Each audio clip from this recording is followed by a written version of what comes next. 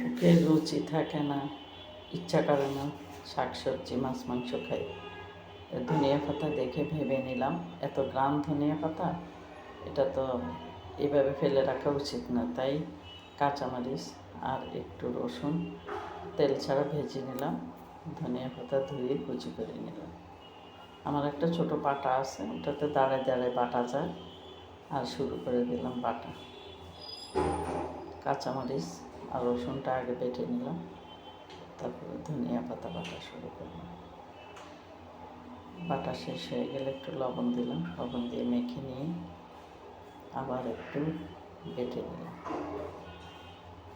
ভালো করে বেটে নিয়ে ভালো করে মাখবো, যাতে লবণের মিক্সারটা ভালো করে হয়ে যায়, নাহলে খেতে ভালো লাগবে না। একটু লবণ ছাড়া এমনই হবে। তারপরে পাটার মধ্যে আমি ভর্তাটারে ভালো করে হাত দিয়ে মাখবো এবং গোল করে নিব। এই যে হয়ে গেছে আমার ধনিয়া পাতা কাঁচামরিচের ভর্তা, দেখুন অনেক মজাদার।